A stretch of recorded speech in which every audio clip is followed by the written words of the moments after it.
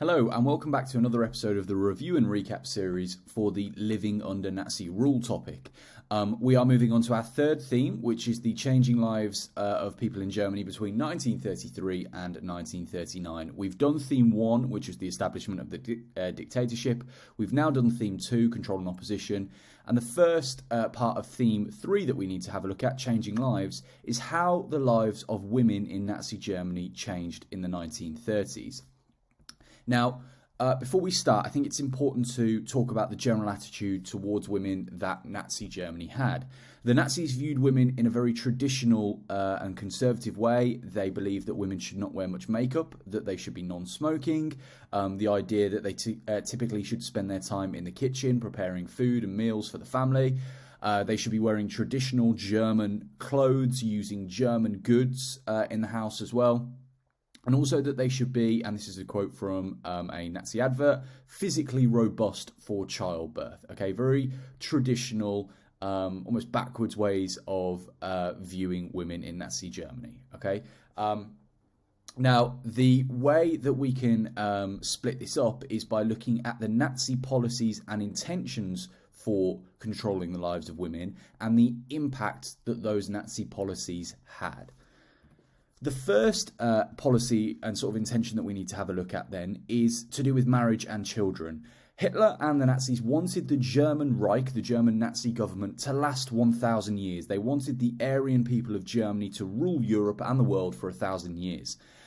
So to help promote this, what the Nazi Party did was they created a marriage loan scheme where they would loan 1,000 Reichsmarks, which is the currency of Germany at the time, to newlywed Aryan couples.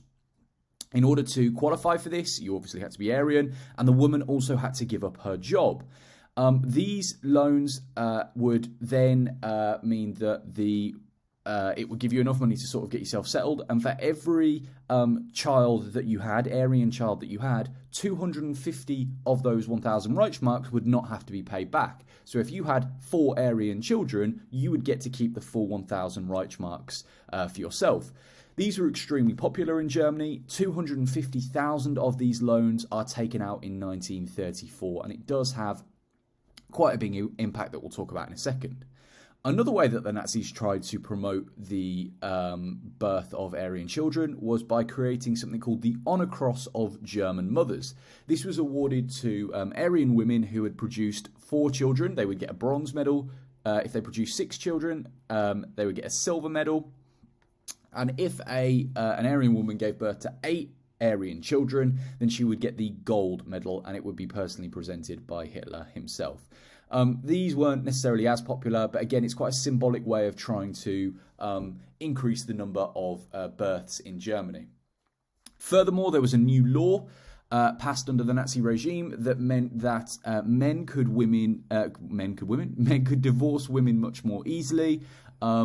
And they also said that if the woman had a venereal disease, which is a sexually transmitted disease, which meant that they were infertile, they couldn't produce children, even if the husband had given her that disease, he had a right to divorce her, again, to try and promote and encourage childbirth. So what were the impact of these policies on marriage and children? Well, unsurprisingly, marriages increase with the Reichsmarks loan in particular. So marriages increased from 516,000 in 1932 to 772,000 in 1939. So that's quite a big rise. Births of children also rise throughout the 1930s, but by 1939, this rate has declined again, and that's largely due to the outbreak of World War II. How else did the Nazis try to influence and control the lives of women? Well, they put a big emphasis on the home life of a woman and what work the woman was allowed or not allowed to do. So women were removed from jobs and they were told that they had to stay sort of in the home to nurture the family. Hitler does a speech in which he calls a woman's battlefield the home life, basically. While the men would go out and fight and produce things for Germany, the woman's battlefield and place was at home looking after the family. The loans that I mentioned before were only given if the woman gave up her job and chose to stay at home. And restrictions, though, are removed in 1937 due to the need for workers in the build-up to war. So throughout the early 1930s, the Nazis are removing women from lots of jobs. But as the possibility of war looms ever greater, in 1937, the Nazis actually reverse this and start to allow some women back into the workplace because they need to build things up in preparation for war. So what impact did this have? Well, the number of women in employment actually overall increases between 1933 and 1939. That kind of doesn't really make sense when you think that they're trying to promote women women staying at home and not going to work. But because of the need for war, that actually reverses the trend. In agriculture, the number of women rises from 4.6 million in 1933 to 4.9 million in 1939. That's largely due to the Nazi ideology of autarky, so the idea that they should be able to produce all of their own food within Germany so that they are not reliant on other nations. And the number of women in industry rises from 2.7 million in 33 to 3.3 million in 1939, again in preparation for war.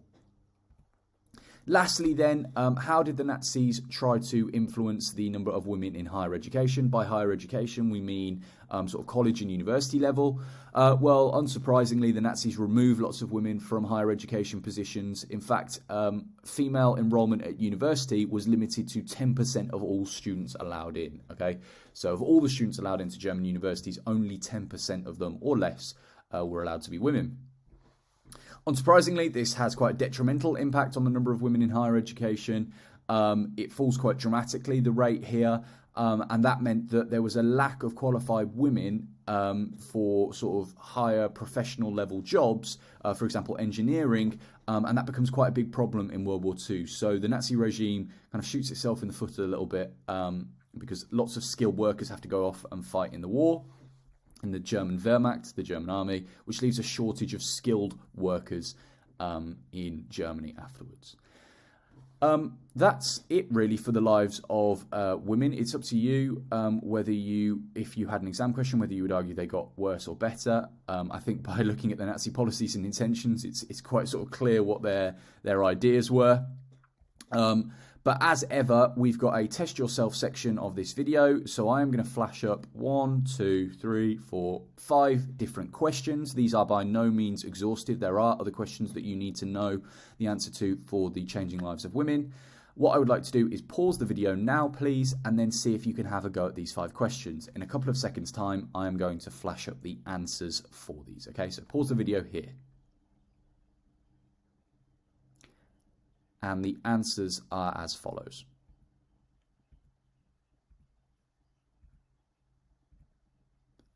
Thank you very much for watching. The next video is going to continue with the changing lives of German people by looking at the changing lives of workers in Germany.